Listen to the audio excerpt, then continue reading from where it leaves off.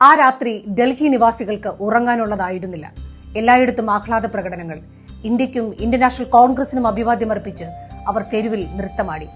ഭരണഘടനാ സമിതിയുടെ സമ്മേളന ഹാൾ നിറഞ്ഞു കവിഞ്ഞു.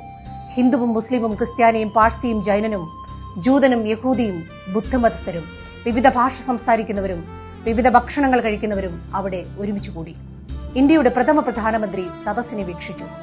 ബ്രിട്ടീഷ് രാജാവിന്റെ ആശംസാ സന്ദേശം മൗണ്ട് ബാറ്റൺ വായിച്ചു. നെഹ്റു എഴുന്നേറ്റ് നിന്ന് സദസ്സിനെ അഭിസംബോധന ചെയ്തു. ഇങ്ങനെ പറഞ്ഞു: നീണ്ട വർഷങ്ങൾക്ക് മുമ്പ് നാം വിധിയുമായി ഒരു കൂടിക്കാഴ്ചയ്ക്ക് സമയം കുറിച്ചിരുന്നു. ഇപ്പോൾ ആ സമയം വന്നു ചേർന്നിരിക്കുന്നു. പൂർണ്ണമായിട്ടല്ല, പൂർണ്ണ അളവിലുമല്ല. അർദ്ധരാത്രിയുടെ മണിമുഴങ്ങുമ്പോൾ, ലോകം മുഴുവൻ ഉറങ്ങുമ്പോൾ ഇന്ത്യ പുതുജീവിതത്തിലേക്കും സ്വാതന്ത്ര്യത്തിലേക്കും ഉണരുകയാണ്. ഒരു മുഹൂർത്തം വരുന്നു. അത് ചരിത്രത്തിൽ അപൂർവമായേ വരാറുള്ളൂ.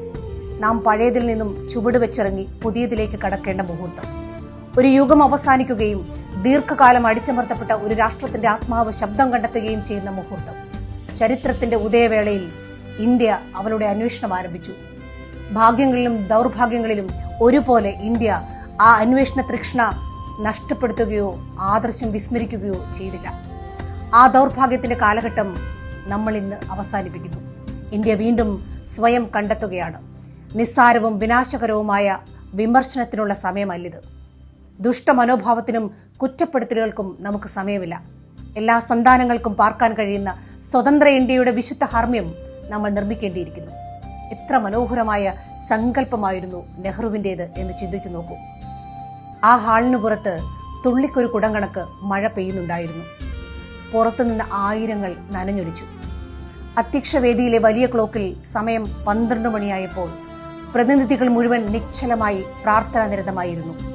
സ്വതന്ത്ര ഇന്ത്യയുടെ പിറവി അറിയിച്ചുകൊണ്ട് ശംഖുനാദം ഉയർന്നു. രാജ്യനന്മയ്ക്കും ലോകസമാധാനത്തിനും വേണ്ടി സ്വയം സമർപ്പിക്കുന്നു എന്ന് കോൺസ്റ്റിറ്റ്യൂവന്റ് അസംബ്ലി അംഗങ്ങൾ സത്യപ്രതിജ്ഞ ചെയ്തു.